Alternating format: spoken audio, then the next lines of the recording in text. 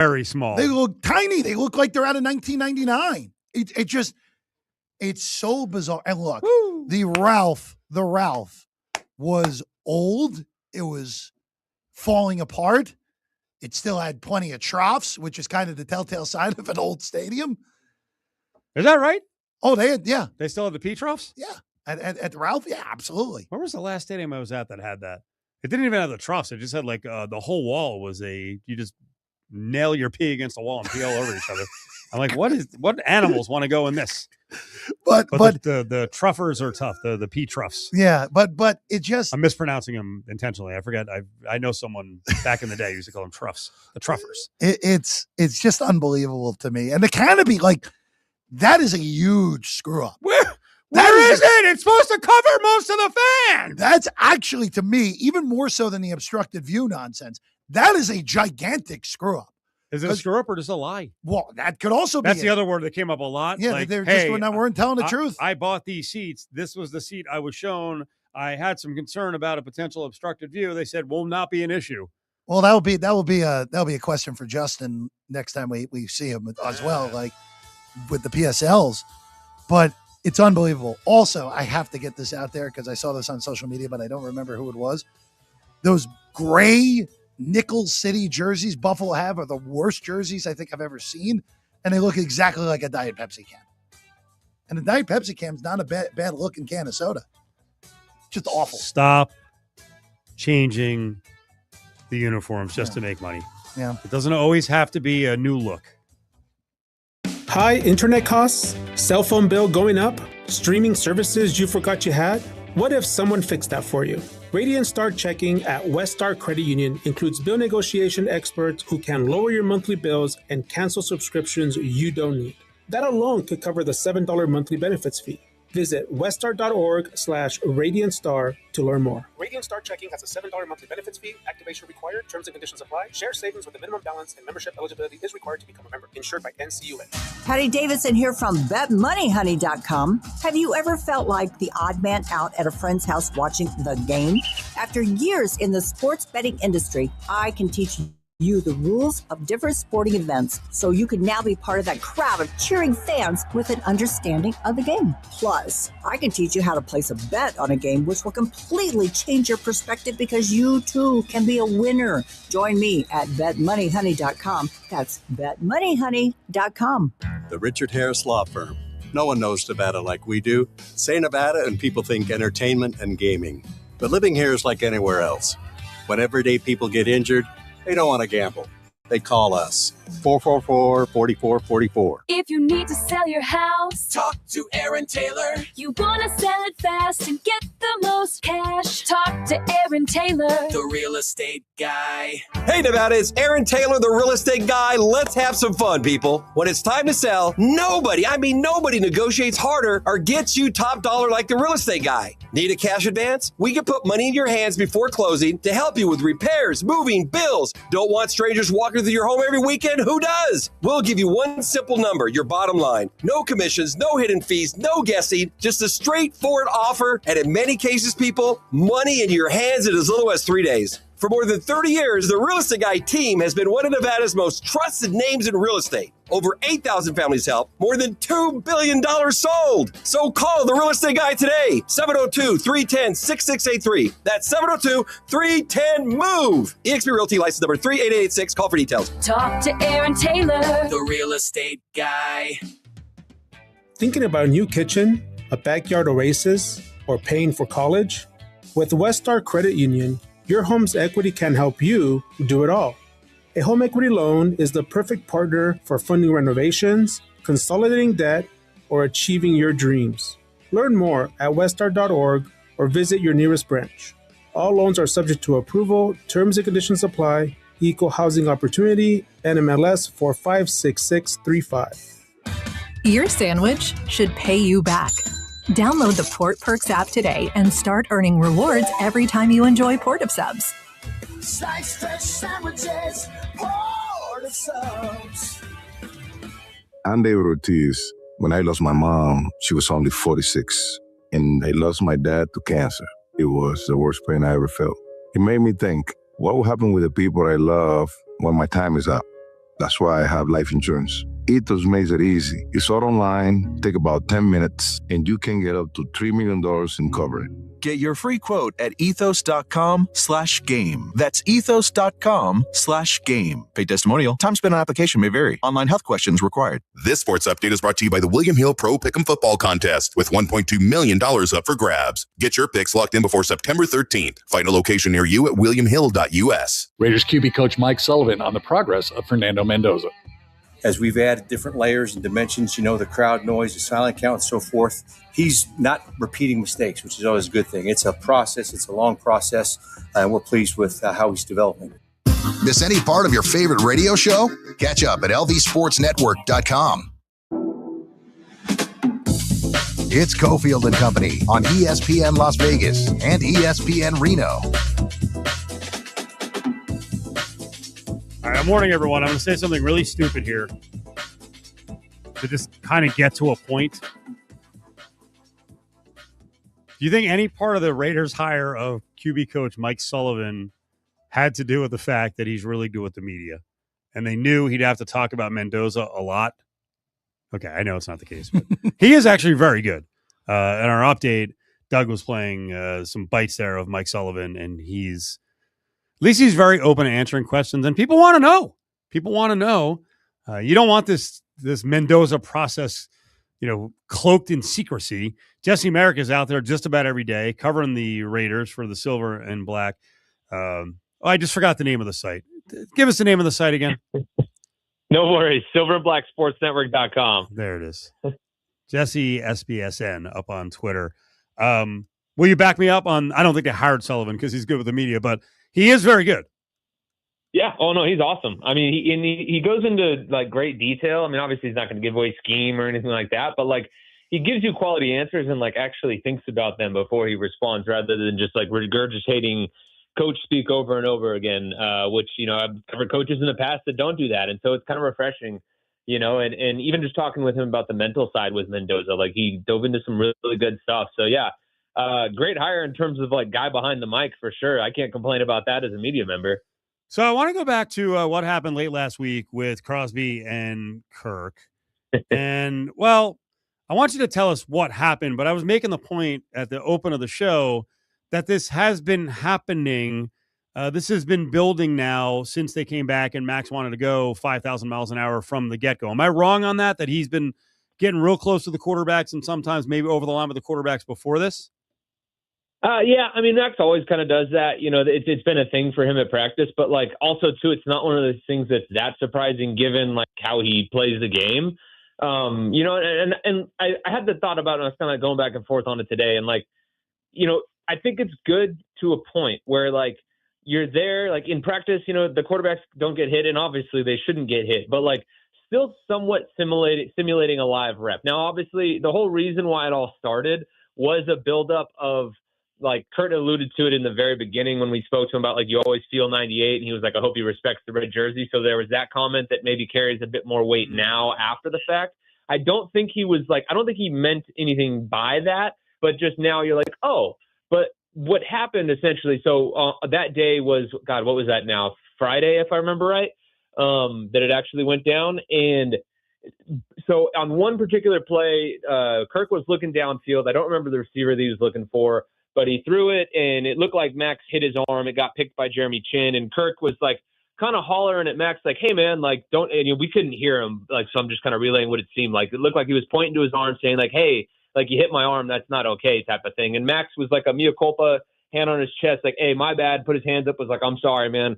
And then it happened again later in that practice, and that's when Kirk lost it. And again, Max pushes the envelope. And today when they were back out there, what I noticed, and it wasn't something that I don't vividly remember not seeing before, but it just stuck out more maybe because of the fight and everything.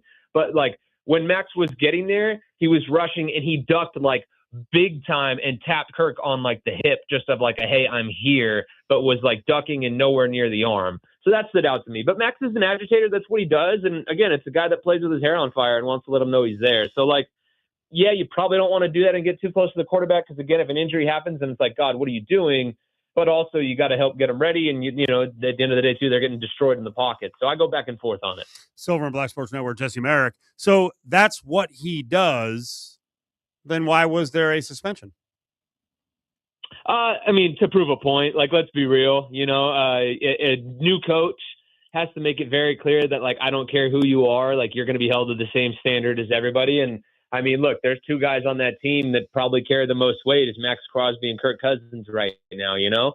And so, quote unquote, suspending them, which I hate using that term because I feel like that's so over the top with this particular thing, but that's essentially what it was. And they were at practice. They just didn't take part in team activities throughout the day, you know, 7-on-7 and the team sessions. But also, too, like, great way as a coach to, like, one, give your vets an extra day of rest because they had the day off on Sunday. And it's like, well, okay, hey, now you're stacking days and resting. But two, a great way to orchestrate a way to get Fernando Mendoza in there with the ones, too. So I think it was a matter of, like, setting the tone, hey, this is what we're doing, no BS type of thing, because that's very much Ben Kubiak. But also, again, sneaky way to get the rest and to get Mendoza reps with the ones without making it about, like, oh, Mendoza's beating out Kirk and everything like that. Or, like, is this where he makes his move? Like, there was really none of that. It was just like, oh, hey, great opportunity for Mendoza. So I think there were a lot of different things that went into it as to why he did it. And from a coaching perspective, I do think it makes sense. Give me your read on Mendoza with the ones, good and bad. It was an up and down day, which has been kind of the case for him. You know, he's started slow the last handful of days, and they usually start with like a team red zone period from like 4 to 10 yards out. And he's kind of had slow starts to the day in those sessions. And when I say slow starts, I mean like 1 or 2 passes off target, you know, so like keep it with that context, you know. It's not like he's, you know, throwing interceptions all the time or anything, but that's just where the issues have kind of popped up with the accuracy and things like that early on. And then he settles in as the day goes on. And what strikes me with Mendoza, whether it's with the 1s, the 2s, or when he was working with 3s back in OTAs, is he just finds ways to get completions. Like, it's not the sexiest thing in the world. He's not slinging the ball around the yard, throwing it 40, 50, 60 yards downfield.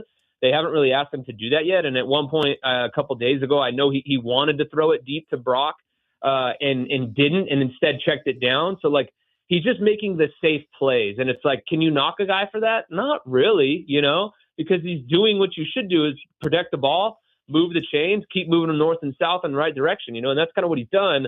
And then in the two-minute session to close out the practice when Kirk and Max weren't out there, he looked really strong. You know, if memory serves, I think he had 5 straight completions. You know, was able to get him in field goal range. Matt Gay kicked the field goal, and in that particular situation, the offense was down 30 or 31-30 with like a minute and a half to go. And so he strung together those completions, got him in field goal range. And if that were a real game, he would have done enough to win them the game. So again, it's not been anything where you look at him and you're like, oh, second coming of Joe Burrow, but you look at it and you're like, the guy's been efficient. He just happens to find a way to make completions. And I've also really liked the way that he deals with pressure in the pocket. He's able to kind of keep his eyes downfield, move around, and find a way to get the ball out on time to somebody and let them go make a play. Do we have a scoop with Fernando Mendoza? His handwriting is bad? Yeah, that's what Mike Sullivan was saying, that wasn't the easiest to read, so he might have to type up some of his reports instead of writing them out. Do you have good handwriting? When I want to. Like, if you guys could look at my camp notebook, like when we're going play to play, you wouldn't be able to read it. It'd be worse than a doctor writing prescriptions. But like, if I actually take the time and I'm sitting there concentrating on it, I think it's beautiful handwriting. But so I would say probably 90% of the time, not great handwriting. The 10% of the time when I take the time to do it right, it's actually good. I think even when I concentrate, I've lost it. I can't write anymore. Like, really? I try to write a check, and I'm like, this could be, you know, if I had $1 million, and they'd be all be gone. What the hell is this? Chicken scratch, it's garbage. So interpret it however you want in terms of what the number is. I think I kind of like Mendoza for this one. Let's talk about the offensive line first. Saw that you had something on DJ Glaze, and he was just talking about Tyler Linderbaum, which sometimes you got to talk to linemen about other linemen to really get the skinny. Yeah. And essentially he was just saying, like, that guy seemingly does everything right. Like, he's come in communication-wise, you know, communicates it to the group there, all that stuff that, like, it's an easy dude to learn behind. And And again, he's that other guy where like an offensive line play, depending on who you talk to, isn't like the sexiest thing in the world either. But like you're not out at practice thinking like, oh, there's Linderbaum because he just pancaked somebody or whatever. And you're also not sitting there thinking like, oh, there's Linderbaum, like he just got beat. You know, like that's not happening. You know, like he has been a steady force out there at the line, helping, making checks and all that stuff and getting them straight. So like he has looked every bit the part. You know, and even in particular, too, DJ Glaze, when we were up there, in terms of talking about other offensive linemen, you know, there's been a rotation going on at right guard, and that's kind of the big thing that's going on with the first unit is Jackson Powers-Johnson and Caleb Rogers. Now, Caleb Rogers wasn't out there today. I think it's precautionary more than anything, but that's where some rotation has been going on. And DJ Glaze was asked about Caleb, so he's asked about him directly. It wasn't like he just did it unprompted. But he started talking about Caleb and like the communication, that he's all about just the team and all that different stuff. Speaking very highly of him, and just again noting that communication factor and everything like that about the physicality that he plays with. And those are some things that have been some question marks with JPJ at right guard in terms of like, you know, the not necessarily the physicality, but like playing within the whistle and being a good teammate and things like that. Those are murmurs that you kind of hear about, you know, what's going on with him at right guard. Keeping it on the offensive line, Jesse, where do you think Trey Zune may slot in? Man, that's a great mystery. I mean, this kid has lined up at literally all 5 positions at one point or another. He was at right tackle on the second team for like the last, I want to say 4 to 5 practices, working exclusively there. And then prior to that, he was working as the second team center and then the third team right guard. He finally moved back to center and took center snaps exclusively with the 2s. So my read is that they're kind of priming him to do more of that in terms of the center stuff for this first preseason game. They're going to have is like, is he going to play guard and tackle in this preseason game? Like, are we going to see him take center snaps for a couple drives, then go to guard for a couple drives? As a rookie, that's insane. Throw just because outside of him, it's Will Putnam and Jordan Meredith, and those are things Raiders fans don't want to see. And honestly, I don't think those would be great options. So I think Trey Zune would probably be the primary backup at center, but probably he has a better team or role as guard. That's where I would imagine he goes. Because of how long they had him at right tackle, if he rotates at him into a don't know that it will. DJ likes him. And again, the only rotation we've seen is at guard. All the other ones seem like they're pretty ball subject just in full pads. So still not a massive sample size. So my gut tells me he's a right guard predominantly, and then could fill in at the other side. See what's going on with the defense right now. Yeah, that one's interesting. I mean, that honestly has probably been one of the top stories of camp, of Hezekiah Massis, the 5th-round pick out of Cal, emerging as like a legit competitor in this battle for the starting spot opposite of Eric Stokes.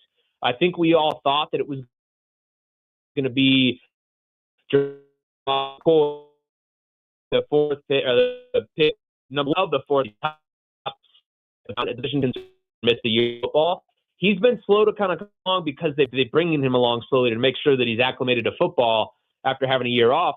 And in that time, Hezekiah Massis has flashed in a big way. He's shown awesome coverage skills. He's been in the face of everybody. Like, even when he has passes completed against them, he's right there. I've seen him cover Brock Bowers plenty of times. He has been right there, and Brock comes down with the catch because it's Kirk Cousins and Brock Bowers, and Brock has done that to everybody at camp.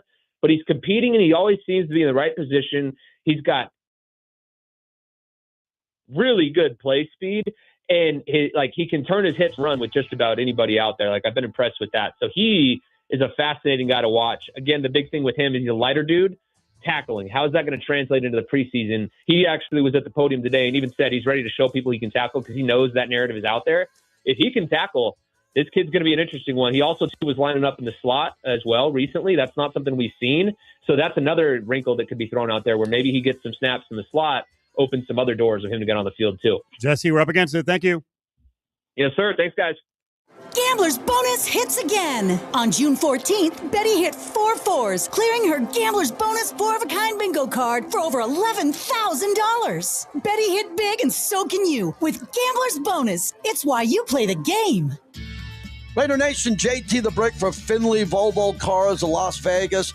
Right off the 215 on Rainbow. You can't miss it. And if you're looking for a great lease, how about this? 2.99 APR financing for up to 72 months on all 2026 Volvo models for qualified buyers. It's a beautiful showroom. It's a great deal on one of the safest vehicles in the world. Finley Volvo Cars, Las Vegas.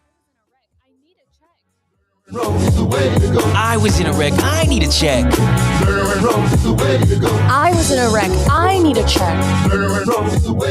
I'm attorney Kevin Rowe. The insurance company's job is to pay you as little as possible. Our job is to get you every dollar you deserve. Call Lerner & Rowe today and let's make them pay. 877-1500. Call 877-1500. 877-1500. Randy Westbrook, managing attorney. Beat the heat with some cool cash for betting sports on the William Hill mobile app. With the William Hill Cash Rewards program, you can earn up to $500 in cash. Earn summer rewards points for mobile wagers made until August 31st. Win or lose. You can earn even more rewards points for teasers, parlays, and same-game parlays. Sign up for the William Hill mobile app today and opt in to enroll in summer rewards. To see participating locations, visit williamhill.us. Must be 21. Gambling problem? Call 1-800-522-4700. Your sandwich should pay you back. Download the Port Perks app today and start earning rewards every time you enjoy Port of Subs. Slice fresh sandwiches, Port of Subs. Listen to UNLV Sports right here on ESPN Las Vegas, 1100 AM and 100.9 FM, KWWN, Las Vegas. Live from the Finley Toyota Studios, it's Cofield and Company on ESPN Las Vegas.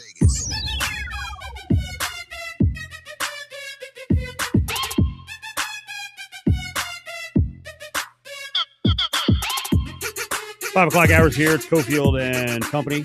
Beth Parles, Steve Cofield, and James is running the show. Make sure you check out the podcast, the posts, all the good stuff at Silver and Black Sports Network. Jesse Merrick was just on with us. You made a point. Actually, I don't even think you got to it. In the beginning of the show, we were talking Raiders, and we just got done talking about Fernando Mendoza and then the youth movement on the offensive line, adding some veterans, but there's a lot of young guys challenging for spots. There's a youth movement going on at the second cornerback position. These are all good things.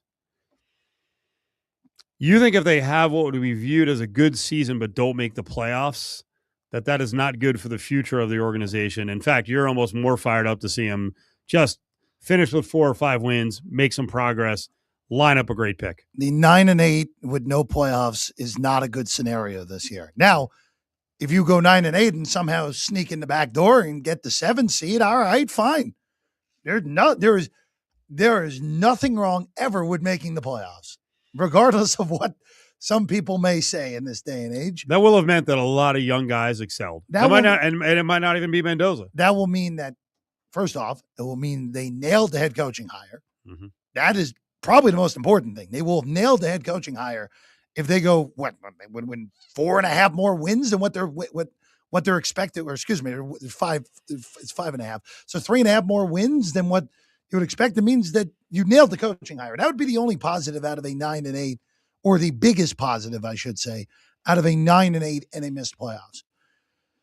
It would also mean that, like you said, a lot of young guys would, and probably wouldn't even be Fernando in that scenario. Probably means that Cousins plays with young. But I said this earlier in the show. I said a part of it. This is everyone's going to talk about the quarterbacks in this draft, right? Everyone's going to talk about the quarterbacks. But there are elite defensive players, and Jeremiah Smith is one of the best wide receiver prospects we've ever ever seen. And he's going to be in this draft, Kof. And can you imagine if somehow, let's say you have two quarterback needy teams picking 1, 2, or maybe even 1, 2, 3, and you're the Raiders and you're picking 4th, and Jeremiah Smith falls in your lap? You then have your quarterback in the future and one of the best young wide receivers to enter the league in a long time. That's a great place to be with an offensive-minded coach. I think Clint's going to be good. It may not show this year, but I think he's going to be a good head coach in this league. So there are just so many opportunities where if you find a way, you can be, and this goes for a few teams that were really bad last year, Cofield. You can be significantly better than you were last year and still go 4-13 or 5-12 and be much, much better than you were.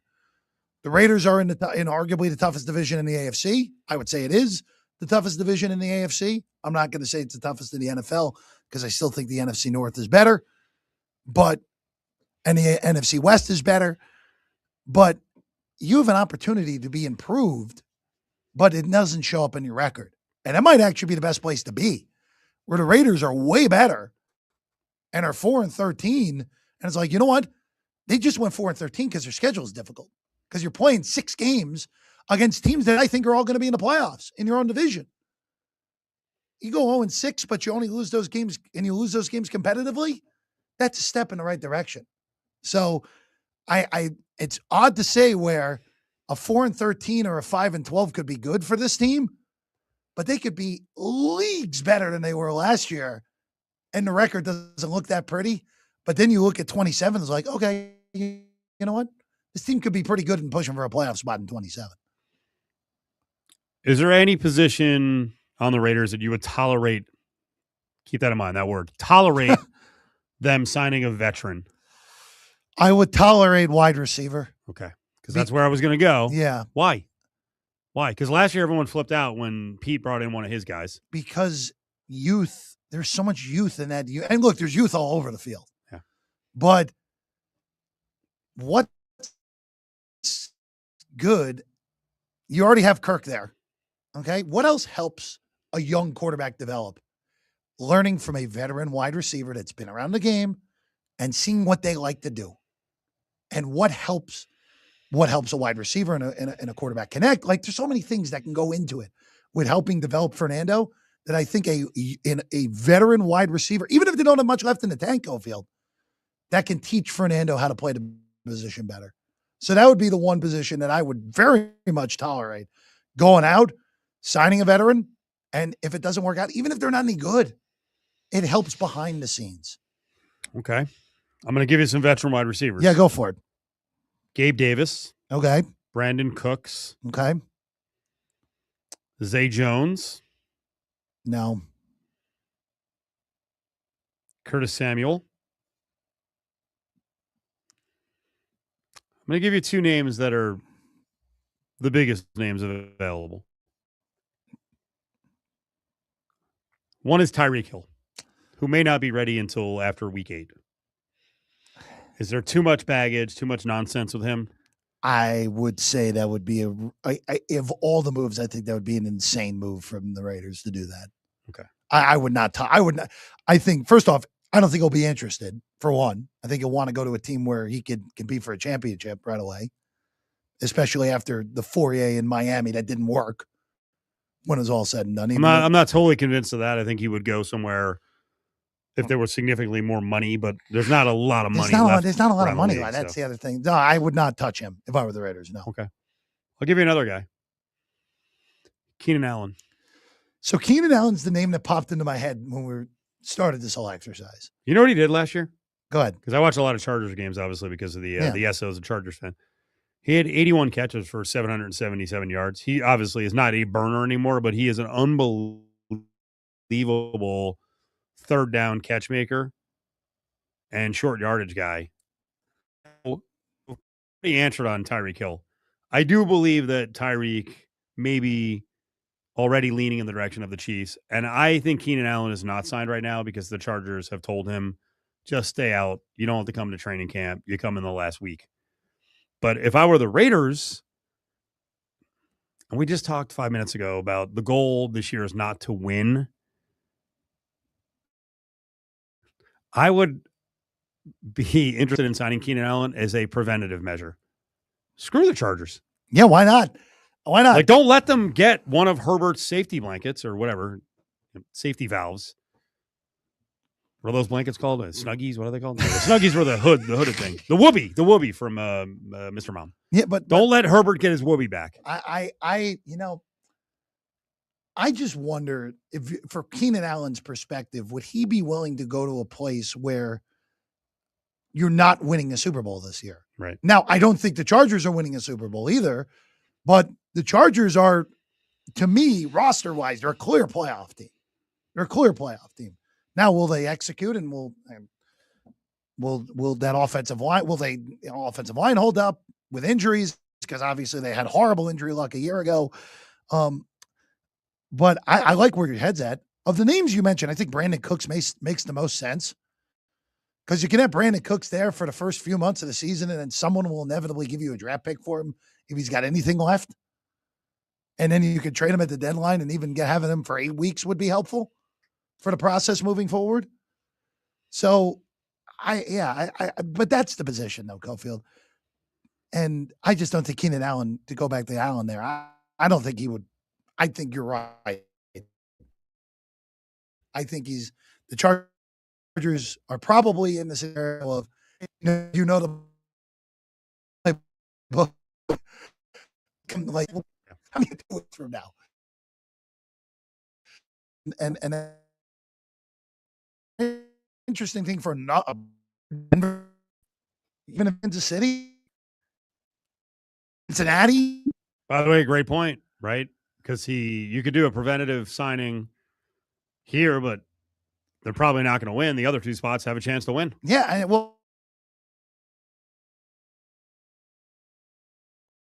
I would look at. Yep.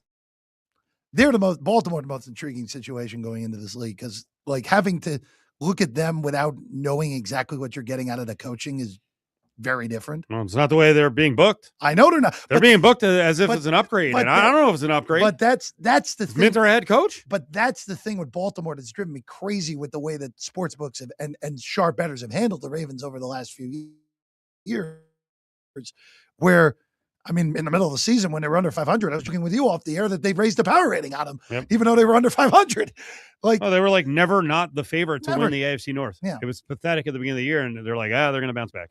Now, a lot of that is the way bettors look at it too. Obviously, they're driving that market as well. Well, it's interesting because when we talked with Sammy P a few weeks ago, that Cincinnati is the sharp betting team this year. But no, if I'm anyone who's in the race in the AFC, heck, if I'm Buffalo, look at Buffalo's receiver room. The receiving room is still a joke, even with getting DJ Moore there. There are so many teams that should go after Keenan Allen more so than the Raiders. Back to my favorite topic of the day, because I didn't finish up earlier. And for the audience that didn't hear the 3:00 hour, Adam Vinatieri, the kicker, went in the Hall of Fame. He went in as a Colt, essentially, not the Patriots, which is like, what the hell is going on here? There's something happening. Then he makes his speech, and he's doing the yucks and gets this zinger in about Belichick. I would repeat those last few statements about Coach Bill Belichick as well. Thank you for demanding excellence every single day. Your preparation, discipline, and attention to detail shaped far more than my football career. Unfortunately, Bill couldn't make it here today. There's a lot going on at UNC right now. I'd be on a recruiting trip right now looking for the next Lawrence Taylor. I thought it was because training camp had already started. But in truth, it's because he's judging his girlfriend's cheerleading competition. All right. Okay. The crowd was into it. Meanwhile, he's dropping the line about Jordan and the cheerleader, and they got the camera on LT, and he's kind of like soaking in the glory of being mentioned. And then he's like, oh, wait, am I supposed to laugh? And my guy Belichick, like, what the hell do I do here? Even he cracked a smile. Now, I painted it as, hey, Belichick jerked him around more than the correct. Not the biggest sweetheart. He didn't show up for Hall of Fame weekend. I'm assuming because it's on a football team. He can't miss a Saturday practice. No, he's mad that he didn't make the Hall of Fame. And this coincides with the story that The Hall of Fame is voting because of what happened last year with Belichick. Last again, why would you do that? You really pissed at it. Now, what, we can cry from the hills every time someone we like gets jobbed for the Hall of Fame. And again, I will make the argument that he is not absolutely 100% a first ballot guy, because I don't know if he's the greatest coach in NFL history. What he piled up is super impressive. He also piled it up with multiple cheating scandals. Multiple. They got caught for 2, by the way. What else were they doing the entire time? And how long was each one of those scandals in success and length before they finally got freaking caught? He's a guy who is completely the compass for the morality. He stepped on it early in his career and smashed it to bits. Okay, so you can hold that against him. I got some resistance from Steve Kim on Aaron Hernandez. That's on his resume. And no, I don't believe that everyone would have drafted Aaron Hernandez, because his reputation was pretty well known. And the hell with it, Belichick said, even while it was there under his nose. It's funny how all these organizations have these fixers, and now the Patriots will back off and be like, no idea. No, we don't know what the hell was going on. I don't think you knew everything that was happening, but he had a rep, and his hometown is in their backyard, right? He grew up in Connecticut.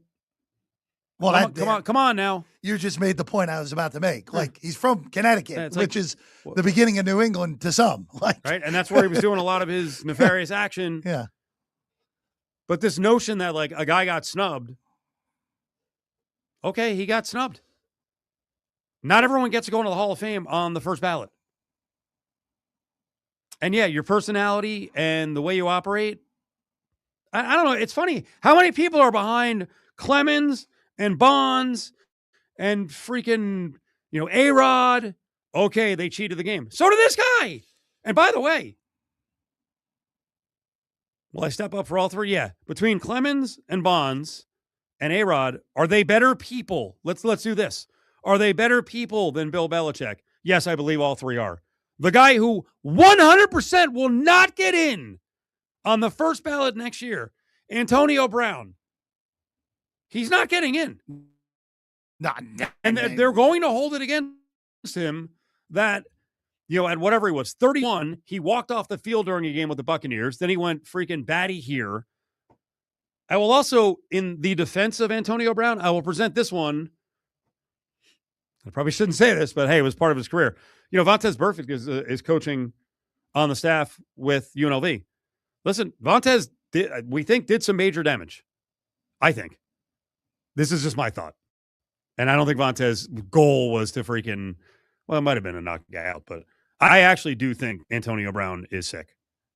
That he's got head issues. Based off the behavior over the last however many years. Yeah, I think there probably is. Like, there's something wrong with him. Active CTE-like things they're going. And it's probably from football. More likely than not yet. Yes. Well, I got to vote for a guy that's strong. Well, I love how we just pick and choose.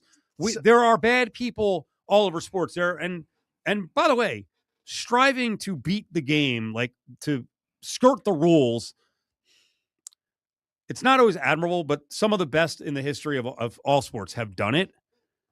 My whole point here is, because I don't want to get in an argument like, let's juggle the bad guys, right? Bonds and whatever, throw in Sosa and Clemens and A-Rod and Belichick and AB. Like, we could do that all day long. My point is, you can't change the way those objective votes. And this is Pandora's box, Jeff, that you will open. Yeah. No, hey, look, there's no sense in changing the rules. If there's no sense in changing the rules, period. It's a convoluted process. It's always been. There's no reason to change it now, especially for Belichick, too. It's silly. He's going to get in anyway next year regardless, right? Like, more likely than not, Bill Belichick would be getting in next year. I hope not, but send a message. Realistically speaking, he's send a message. And no one will have the guts to step up and give the laundry list of all the reasons that I won't vote for him. Yeah, and which you should do, because in other sports, people are being held out because of, the way folks are going to judge their career or if they skirted the rules. And going to the Antonio Brown thing, like Terrell Owens was held out. 100% was held out because the media didn't like him. Yeah. Oh, bad teammate. And all that. And Brown and all of Brown's outbursts were way more significant than what anything T.O. ever did. Not even close. Like I mean, the most iconic T.O. quote unquote outburst to me is him doing crunches in his driveway. So like, and he got held out. Where T.O. was, to me, T.O. was a better player than Antonio Brown was, but still, Antonio Brown, he may wait a while. Cofield, he may wait a while. I think he is a Hall of Fame player, but he may wait a long while to get in, especially with the quote unquote log jam that they created with the wide receivers. Yeah.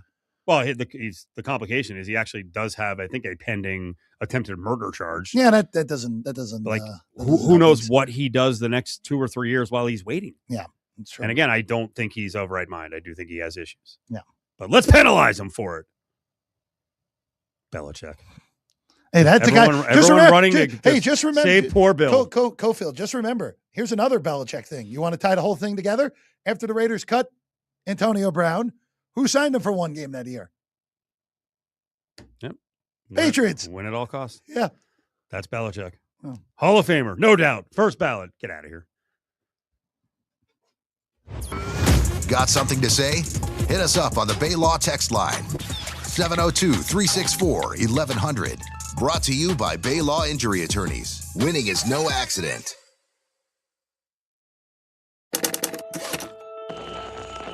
Technology never stands still. And neither does Les Olson IT. For 70 years and counting, we've helped businesses adapt, grow, and stay secure through every change. With experienced people and smart technology solutions, we make work easier, more productive, and more secure. Yesterday, today, and tomorrow. Let Les be here for you. Hey, Jeff, how's the new job working out? Really sucks. Terrible boss and the paycheck is even worse. I gotta get a new job. Truck you. Wait, what? Truck you. You don't have to curse at me. Dude, you should check out Truck You CDL training. My brother got his CDL license in 4 weeks and now he has a new career making great money. Okay, I'm listening. Truck You offers small classes with night and weekend times available. They will even help with payment programs. Check them out. LV.com. Truck You. Gaslight Gatekeep Gear Shift wrote online. My car doesn't leak oil. It marks its territory. Confident.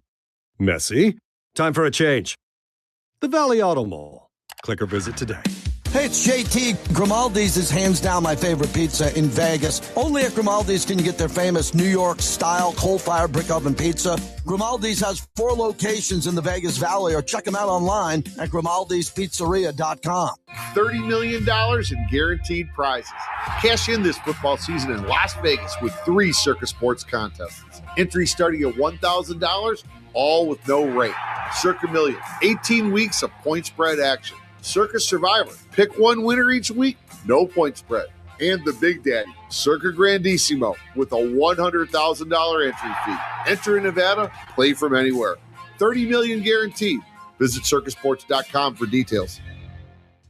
This summer, skip the airport chaos and hit the road for the perfect family getaway in Cedar City. In just 3 hours, you'll trade the desert heat for cool mountain air. Breathtaking scenery and outdoor adventure everyone will love. From hiking and biking to fishing and stargazing, Cedar City delivers big fun without the big price tag. Ride the chairlift at Brian Head Resort, catch a show at the Utah Shakespeare Festival, and explore nearby national parks. Start planning your summer escape today at visitcedarcity.com. An accident isn't just an accident. It's lost time, lost wages, in a fight you didn't choose. At DeCastro Verde Law, we deliver serious firepower for serious injuries. Together we win. BrothersWin.com. Technology never stands still. And neither does Les Olson IT. For 70 years and counting, we've helped businesses adapt, grow, and stay secure through every change. With experienced people and smart technology solutions, we make work easier, more productive, and more secure. Yesterday, today, and tomorrow. Let Les be here for you. Bottles are filling, and payroll's next. Whoa, what the? I'm you with more gusto. What's with the leather jacket? It's kind of my new vibe. Which, by the way, switch to Gusto for payroll. Switch? Oh, that's always such a headache. With Gusto, it's effortless. Kind of like looking cool in this jacket. Payroll, benefits, even 401k. Simple. Can I try it on? Gusto? Sure. The jacket? No. Switch to effortless payroll. Choose a future with Gusto. ZipZap Auto has expanded into one of the largest independent auto repair shops in the Valley. With 23 bays, over 12,000 square feet, ZipZap is your one-stop shop, offering smog tests, oil changes, detailing, bodywork, and engine and transmission rebuilding. Plus, ZipZap provides free towing and diagnostics with qualifying repairs. No appointment necessary. ZipZap Auto on Cheyenne and North Durango Drive, and online at zipzapauto.com. This sports update is brought to you by Dollar Loan Center. Get up to $5,000 in minutes at Dollar Loan Center. Free to apply, and new customers enjoy 1 week of free interest on their first loan. Visit don'tbebroke.com. Raiders QB coach Mike Sullivan on the progress of Fernando Mendoza. As we've added different layers and dimensions, the crowd noise, the silent count, and so forth, he's not repeating mistakes, which is always a good thing. It's a process. It's a long process, and we're pleased with how he's developing. Now back to Cofield and Company on ESPN Las Vegas. All right, rolling on here in the 5 o'clock hour. Let's bring in Caleb Herring. He joined us. Talk football, lots of other stuff with Parles and Cofield. Caleb, how are you? I am doing fantastic, Steve, man. It's good to be out with UNLV today. I'm feeling really good about today. Yeah, you had a lot of good observations. Want to get these to the air. First thing you said to me, and I hope I paraphrase this correctly, but you were watching Alex Orji, who's embroiled in a quarterback battle that I thought was mostly in favor of Jackson Arnold, and you said something to the effect of Orji's out there carrying himself like the number one, just the way he looks. What does that mean? I think there's a certain demeanor a leader has to take in practice. And this is in any sport, and this is especially in football when you're talking about the position of quarterback. A lot of times when you're in a quarterback competition, you kind of, out of respect and for all the right reasons, you kind of walk on eggshells because you're competing with the guy that's in the room with you, right? You don't want to be insensitive to the fact that he needs reps or whatever the case may be. But from what I watched during some of the drills, it looked like Alex Orji had kind of shed that demeanor and kind of stepped into I got to behave like a number one guy. I got to move around practice. I got to take those reps with the ones that during individuals and all that stuff. That first rep is mine type of thing. And it's not a disrespectful thing. It's not arrogant. It's nothing like that. But it's the type of confidence that as a coaching staff you want to see, and as a teammate you want to see. Like, yeah, they're in a competition, but somebody's got to separate themselves one way or another. Of course, the performance on the field is going to be the ultimate determining factor. But I don't think you can lead a team unless you have that demeanor. I think Alex Orji, from what I saw at practice today, kind of steps into that role a little bit in terms of the way he approached practice today. Let's talk about the weapons. You believe the wide receiver core has a big upgrade versus last year as a group? Yeah, I think they had depth last year, and they weren't short on receivers that were capable of making plays. But they had a lot of receivers last year that were very similar in the way that they played and the way that they could attack a defense, right? With the vertical threats, big plays, explosive plays, kind of rangier receivers, if you will. But they didn't have any tweener receivers or receivers that I would say were route running specialists. I think they've added a little bit better route runners in the depth chart. They've also added some guys that are ball in hand guys, which is to say that you're not necessarily trying to draw up a play that gets them open, but you're just trying to find a way to get them the ball in space on a screen or a shallow crossing route or something like that. They've added more of those kinds of pieces, whether it's through recruiting and getting some young guys in the pipeline or in the transfer portal, or just developing guys in that area. And I think you see that with this roster, where they've got maybe a deeper roster because the guys are more versatile. And I think that's a big thing when you're talking about the receivers that complement your offense better. You want to have a versatile amount or a versatile type of wide receiver in that room. And I think they've got that. They've got possession receivers. They got deep threats. They got underneath guys. And like I said, ball in hand guys that you could see get creative with the playbook to get the ball in their hands. So I think they're deeper in the receiver room in that regard. Who are the ball and hand guys? Well, I would think that Cade McGee is one of those guys. He showed that a little bit last season where, yes, he's a speedster who's a specialist getting downfield and pushing the ball vertical with some big shot plays that he can do. But he also had a game-winning touchdown as a handoff. So he's a guy that when you get the ball in his hands, he can be explosive. And I think that wasn't a secret for UNLV coming into the season, but it was a pleasant surprise to kind of see him also developing as a route running receiver. So now you have more opportunities just to get him on the field in your normal kind of routine set of plays. So he's one of the guys that I think is one of those ball in hand guys. They've also got some young receivers, a young receiver out of Atlanta, Georgia, Peyton Zachary, who's a smaller guy, but he's a guy also who, once you get the ball in his hands, he can make some dynamic plays and really wowed a lot of people. Again, they don't have a class system, a hierarchy. Just because you're a freshman, you won't play. If they see a need or a way a freshman like Peyton Zachary can contribute, they will put him out there. So he's one of those guys I think for now, at least, is a ball in hand guy. I'm excited to see what he can do if he gets his opportunity during the season. Freshman wide receivers are fascinating. We're talking UNLV football with Caleb Herring, the former quarterback for the Rebels, and he's our football insider, also is a host of the Dan Mullen radio show, because you never know with freshmen, and I'm sure you went through the experience many times as a quarterback, what they're going to do when the lights go on. I am very much intrigued with Vincent Carner, who is the opposite of Zachary, who's like 5'7", 180. Carner's 6'4" and about 190. What do you see with him? I think he is a young receiver with a receiver's mindset. He's a polished receiver for his age. To be as young as he is and run the routes as precisely as he does is amazing to me. It's whoever was coaching him up in high school in his formative years did a great job. His football IQ seems to be there, understanding spacing, when to sit in the zone, when to give the quarterback your chest. Then he's got some sneaky athleticism. I have a source that is close to the UNLV program, let's say, who has and knows the history better than I think anybody at UNLV. Who made the comparison with Ryan Wolf, and said he reminds him of a young Ryan Wolf. And UNLV fans know that Ryan Wolf is one of the greatest receivers in UNLV history. And he didn't always do it with this crazy athleticism or speed or anything like that, but he was just precise and was available for his receivers and was a sure-handed guy. I think Vincent Carner has the ability to become that. I'm not saying that he's that now, but as I say that, we're at practice standing next to each other, and he went up and made a jump ball catch in the back of the end zone that didn't look like a freshman making a catch, right? He had the athleticism on display for sure that play. So he's a guy that I think of the young guys could work his way, if he keeps it up, into the rotation and be important even for UNLV as a reliable receiver. You mentioned receivers in all these groups. Do they have a guy or two that stands out that has the ability to fill all those roles, that can do everything? I think it's Tayshawn Lyons. I think he's a guy as a receiver that can do all of the above. When you're looking for deep threats, he's got the speed to get there. You're looking for jump balls, he can jump in game, got just about with anybody. He's rangy. He's got the length. Although he's not a long receiver, I wouldn't define him by his length, but he's got length to create separation with his arms and his wingspan, his catch radius is pretty impressive.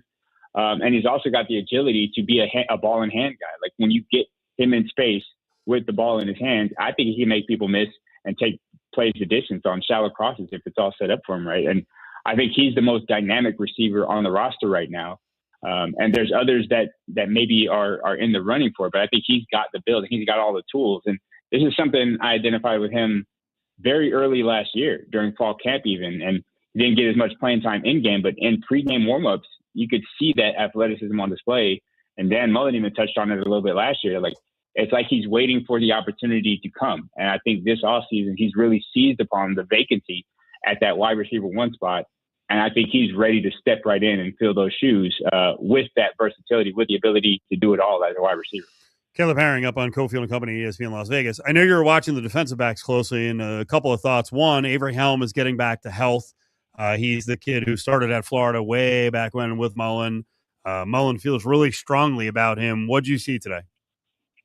Well, I saw the depth at the position, and I think more importantly, I saw guys playing in a position, at least structurally, that fits their skill set a little better. I think last year for Paul Gunther and the defense as a whole, there was guys that were maybe doing things in the defense that they probably wouldn't have if they had the luxury of depth at the position. And speaking specifically here about Jake Pope, I think his performance or his output last year was hampered by the fact that he was being asked to do some things because a guy like Trey Fulton, let's say, wasn't necessarily ready to step in his role from day one.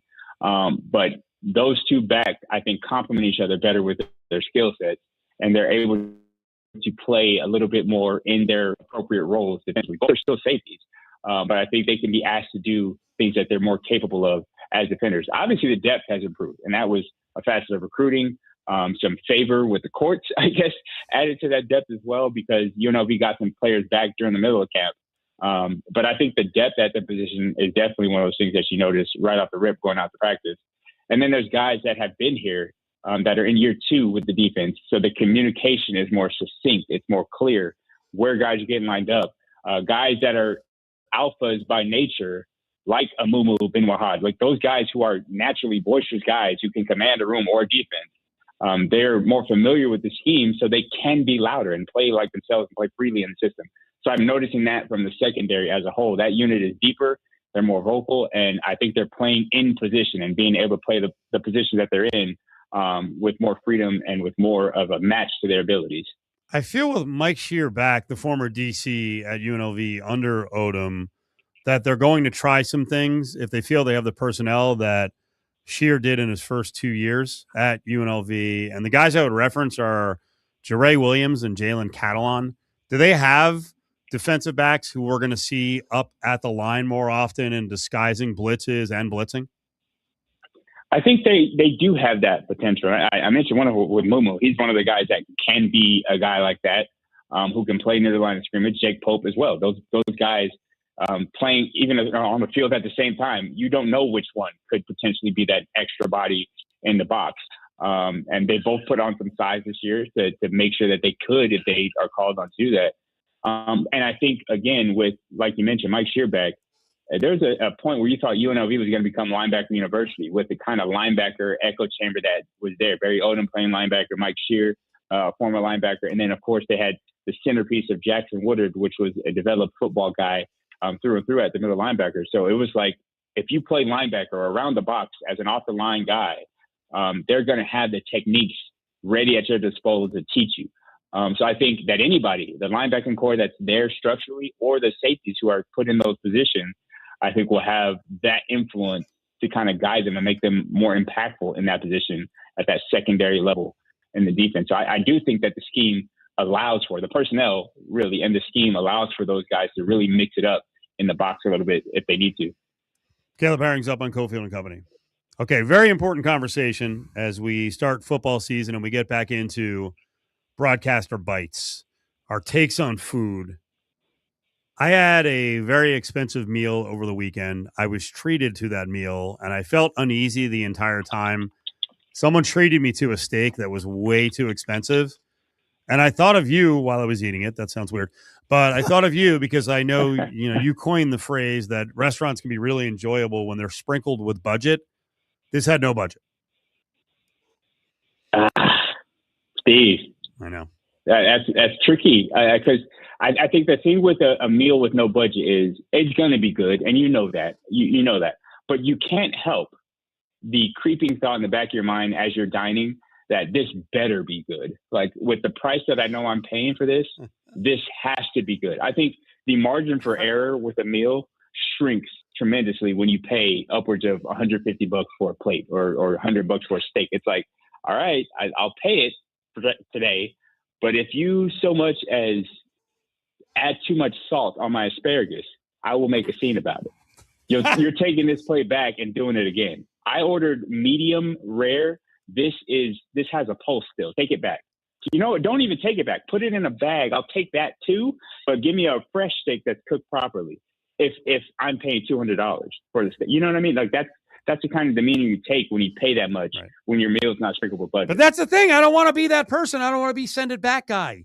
So it put me in a weird position. Yes, I'm complaining this is a first world problem. They get treated to a beautiful, beautiful meal. Did you have anything along these lines where you actually were paying for a meal, maybe with the ESO this weekend? What was the most expensive meal you got this offseason? So My wife and I, we had a staycation for our anniversary, and we stayed at the Wynn Hotel. All right. And there's a restaurant at the Wynn. Obviously, when I say that, everybody that's local understands the price tags just instantly went through the roof, right? But my wife wanted to try this place called Casa Playa. It's a nice restaurant, finer dining in the inside. And we also went to Mizumi, which is more of a Japanese inspired. But at this Casa Playa, they had crab cakes, which is one of my favorite kind of appetizer dishes when I'm eating upscale. And it's our anniversary, so price is not an object, right? But I know that going in, so I don't even want to look at it. I just ordered what I wanted. I saw the price, and I told myself, again, in that moment, it's for my anniversary. There's no, I spared no expense. But in the back of my mind, if anything would have been off slightly, I would have been a little bit disgruntled by it. I can't lie. It's hard to overcome my sprinkle with budget necessity. But every now and then, like special occasions, you got to just let it go, I think. And you got to make space for that in your life to just, you know what? I have a decent living. Like I said, like you said, it's a first world issue. Let's splurge a little bit. And it's for the wife. The SOs, she appreciates it. And she shows me gratitude after dinner. So that's when I'll break out the credit card and let it ride. Casa Playa Surf and Turf, $195. Yeah. Did you get that? Yeah. It was a part of the meal, yes. Oh, yeah! Yeah. So that was... Not only the crab cake, but the $200 surf and turf? Yeah. We were big spenders there. Win and win, do as the Wyndhams do, right? Is that a thing? I'm going to make that a saying. That was a wild guess on my part. I thought that was going to be an absolutely no-go. Wow. I feel like our journey with Broadcaster Bites has brought us closer together as foodies. So you instinctively know when I say splurge, I go for the gusto, right? Like that about me. Yes. So it's one of those things. We're going to have a great season this year. It's going to be a fun time.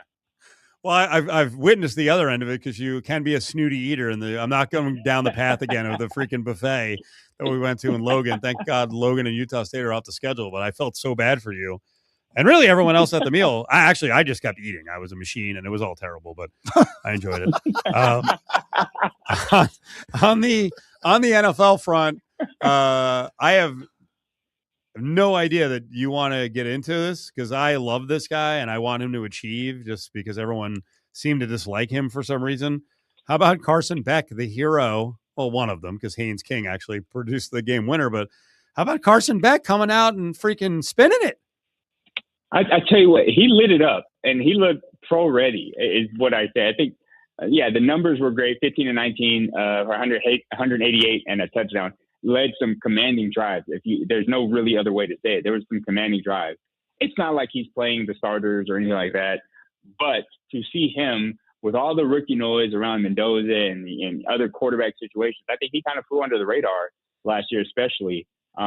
His college career, though, in terms of what he could be and the talent that he had, things didn't work out in Georgia, which is hard to say. Like a lot of things work out for people with less talent in Georgia at the quarterback position. But he was always one of the guys that I think was talented. And you're right. He did get sort of this stereotypical, like, we don't like you for whatever reason. Maybe it had to do with his girlfriend filming him driving fast in Georgia in the Lamborghini with Georgia's, traffic history at the university. I think that maybe rubbed people the wrong way. And then the sheer amount of money that he got when he transferred to Miami before doing anything was also absurd when you think about it. But he's a talented quarterback that has the potential to be a starting guy.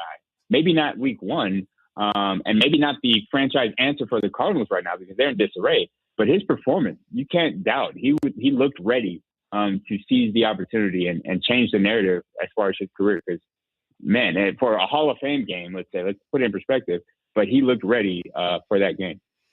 I'm going to say it right now because I was still stuck on the restaurant menu that you brought up. We are going to Akron, and I would like to see the price of the golden. I don't even know how to say this. This is why I don't deserve to eat in nice restaurants. The golden Osetra caviar. Do they have caviar in Akron? You think anywhere in Akron? Yeah. They have caviar everywhere. I mean, LeBron probably has brought a lot of caviar back. Okay, right? All right. I'm guessing, but budget will not be a problem in Akron. No, I don't think so. I don't think we're going to get priced out of that market. No. But I do, and you know my feeling, my sentiment on seafood. I'm skeptical about seafood that's that far inland. Yep. I don't think Ohio is close enough to a seaport for me to trust anything that originates in the ocean, if that makes sense. And that's I think caviar is one of those things.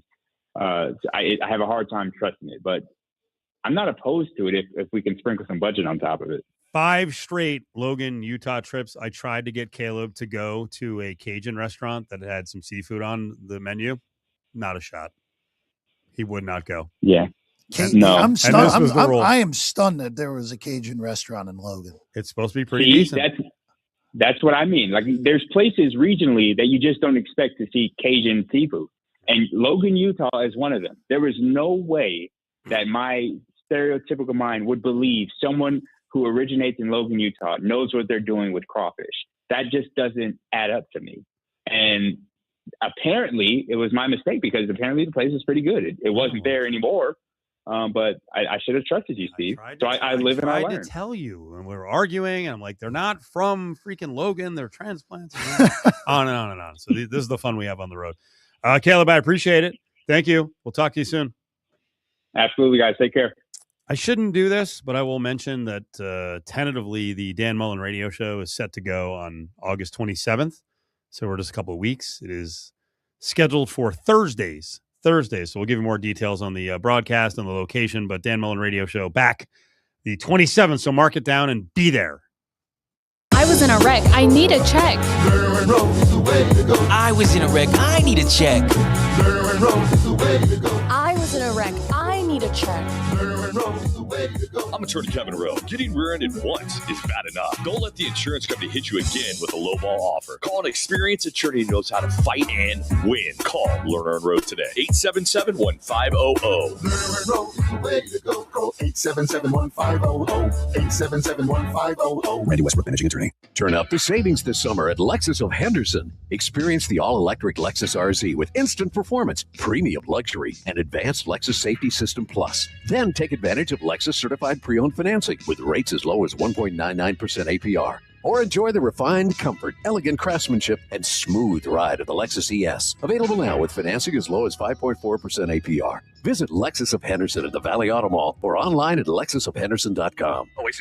Restrictions apply. See store for details. Offer expires 8/31/26. Las Vegas homeowners, back to school is the perfect time to upgrade your windows. Out with the old and in with something better. At Sunburst Shutters Las Vegas, they've got everything you need, from custom shutters and shades to blinds and drapery, all built for the desert heat. Right now, during their back to school sale, get $500 off your upgrade and enjoy new outdoor shade solutions too. Schedule your free in-home consultation today. Sunburst Shutters, built for Las Vegas living. Call 702-703-2875 or visit sunburstshutterslasvegas.com. This season, get in the game with the William Hill Pro Pick'em Football Contest. Pick the winning teams, no point spreads, and take home your share of $1,210,000 in cash prizes. For a $25 entry fee, you'll be picking for your share of $10,000 in weekly prizes. Finish with 215 wins and get the $1 million cash bonus. Register today and get your picks in before kickoff on Sunday, September 13th. For more details and to see a list of participating locations, visit williamhill.us. Must be 21. Gambling problem? Call 1-800-522-4700. Bottles are filling and payroll's next. Whoa, what the? I'm you with more gusto. What's with the leather jacket? It's kind of my new vibe. Which, by the way, switch to Gusto for payroll. Switch? Oh, that's always such a headache. With Gusto, it's effortless. Kind of like looking cool in this jacket. Payroll, benefits, even 401k. Simple. Can I try it on? Gusto? Sure. The jacket? No. Switch to effortless payroll. Choose a future with Gusto. When you're planning your next job, options matter. Now in stock at Lowe's. Get the roofing brands you trust, including GAF, Owens Corning, and CertainTeed, with more colors to choose from. Plus, concrete fence blocks, including tan color, are in stock and ready to go. And when you're on the clock, we help keep you on schedule. Order by 4 p.m. and get next day job site delivery on select items as early as 6:30 a.m. At Lowe's, we have your back on the job. Delivery Monday through Saturday in select Las Vegas zip codes, subject to availability. Swiffer Power Mop. I have a dare for you. After you use your old mop and bucket, put on your whitest socks and walk across the floor. Now look down. What's that gray stuff on your socks? I used to have that too, until I switched to Swiffer Power Mop. Swiffer Power Mop breaks down and locks away tough messes. Take the dare. Try Swiffer Power Mop. White sock approved. The smarter way to clean your floors. It's time to make the swap. Swiffer Power Mop. From sunup till moonlight, since 2016, Moonlight Plumbing has delivered exceptional service across the Las Vegas Valley. Small but mighty, this veteran-owned and operated company handles jobs big and small. From leaky faucets and water heaters to commercial installs, including grease interceptors. Military and first responder discounts are available. Because of all the things that can be flushed down the drain, time and money shouldn't be two of them. For more information, visit moonlightplumbing.vegas. That's moonlightplumbing.vegas. It's not about the injury, it's about the recovery. Hi, this is Paul Pata from Paul Pata Law. You know, life can change as you know it in an instant. If you've been injured due to someone else's negligence, don't go it alone. Our team of legal experts will stand by your side every step of the way, helping you get back on the road to recovery. That means physically, emotionally, and financially. At Paul Pata Law, we're your personal recovery attorneys. Check us out at paulpatalaw.com. Everyone's so friendly here at Centennial Subaru. Can't walk 10 steps without a belly rub. They feed me snacks, and they even feed humans. Only thing bad I can say is they really like those guys on two wheels. This is why we bring our humans here. Go north, US 95 and Ann Road. Centennial Subaru, a short drive from everywhere. Plumbers, HVAC techs, contractors, and DIYers. McFadden-Dale Industrial Hardware has the tools, parts, and supplies to power your next project. Open early and stocked with everything you need. Stop by South Decatur near Russell. McFadden-Dale Industrial Hardware. Fast, easy, and built for the pros. Cofield and Company presents Grab Bag on ESPN Las Vegas. Stick your hand in there, dude. All right, Jeff, closing minutes in the grab bag. I'm going to throw two bets at you. What's the dumber bet? I'm usually pretty good at this. Pete Crow Armstrong as now the favorite for the NL MVP at minus 140, or rookie of the year, I guess we'll say offensive rookie of the year in the NFL. Carson Beck is now 18-1. One preseason game dropped him significantly. Oh, wow. I think the Beck one is more ridiculous. He's not going to play, and the team is terrible on top of it. We're also judging it after a preseason game. Yeah, and I know, and I hope everyone who's been listening to me throughout the show when I've gone crazy about Carson Beck, I realize, like, you should have been yelling at the radio, like, hey, moron. I get it. I was shacked in a fool.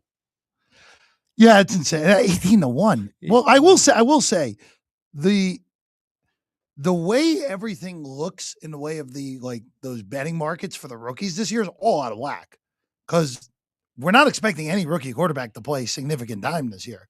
Fernando is still the second favorite in most books, which I think is silly, but who knows? By the way, 18-1, 22-1. He's shorter. Carson Beck is shorter odds than a lot of those pass catchers that I think will be impactful this year. Like, I think Omar Cooper is going to play, and I think he's going to be good with the Jets, mostly because Sadiq is already hurt. So there's going to need to be a second passing target behind Garrett Wilson. Do we have to do this? Sorry. Do you have to do this on August 10th, already mentioning Jet injuries? Yeah, well. I'm just going to say, did you like that pick? I didn't mind it. I was surprised by it. Someone on the show really liked it. As I've said, I can't ever get over Johnny Mitchell and Kyle Brady. No, Kyle Brady. My tight end first round wounds will never heal. So Sadiq may be the greatest tight end ever, and I missed on it, but I don't like tight ends in the first round. We'll see. Who else? I just looking at I know Concepcion got dinged up in Browns camp, but that's another problem where, like, I mean, Deshaun Watson's probably going to be the opening day starter there, which is just go Deshaun. Laughable. Another story. I'm rooting him. Let's go. I mean, again, this is such a weird year for Bolton, even the defensive rookie. I mean, Ruben Baden's the favorite right now for defensive rookie. So, it'll be a strange year. It'll be a strange year with all those awards and all that good. Stick your hand in there, Dave. How much are you using AI to get ready for the show? Not as much as I did probably a few months ago, because they're just too much especially when it comes to what we do. Yep. I think there's just too many unreliable things that popped up in it. It's like really bad. Yeah. For what we do, it's Now for player, I'll just tell you, for player movement, yeah, they're all dreadful. It's all like I it's all typed in jumbled. hey, let's do a Rams preview. What are the hot topics? And one of the topics was, hey, Devontae Adams, what's he going to do in his first year? And I'm like, it's his second year. Come on now. But player movement and personnel, it has a tough time with. I like, obviously, clearly, I like doing the pictures. You're a big fan of that. Can you click on the Wade Boggs link? I saw that. I put in the rundown. I saw that it has to early. be AI. It's Wade Boggs. Come on, he's in great shape. At Fishing, the age of like 65. And he is built. Who's that? Who's the old guy who's like 80 wearing the jeans? And I don't mean JFK Jr. I get RFK Jr. would be JFK's gone, but RFK Jr. But it's that kind of look. It was like some guy. He was bald and he was just jacked. That's what Wade Boggs looks like. I think it might actually be that guy's body. It's very possible. He is yoked. Now I did use ChatGPT to say, is this photo real? And it felt really strongly about it. What did it I'd say? be very skeptical that this is an authentic, unaltered photo of Wade Boggs. I could not find this particular fishing photo or a credible original source for it. Here are the red flags. I mean, it just went on and on. His physique looks unusually exaggerated for a man in his 60s. Well, really. Arms, chest, and abdominal definition look somewhat unnaturally sculpted. The sunglasses reflections and some facial hair details have slightly artificial appearance common in AI-generated images. So this is AI on AI crime. How dare you, chat? By the way, that was another thing I discovered this weekend. I had no idea. There are people who you can turn on a voice and people are talking to this thing. There's never going to be a voice. I'll probably have a voice tomorrow on my AI uses, right? No one needs this. No one needs it. And these self-driving cars, don't get me started. All right. That'll do it. Check out social media, a lot of highlights of the show, and, of course, a lot of coverage of UNLV football up at Steve Cofield on a bunch of different platforms, TikTok, IG, YouTube. Check them all out. The Golden Circle Sports Bar inside Treasure Island is the ultimate spot to catch all your favorite sports on huge video walls. 55-plus TVs offering ideal views from every seat. Gourmet comfort foods, craft beers on tap, and all your favorite beverages. Plus, Treasure Island is the only place on the Strip with free parking. I'm Xenophon Peters, founding partner at Panda Law. And I'm Judah Zakalik, the other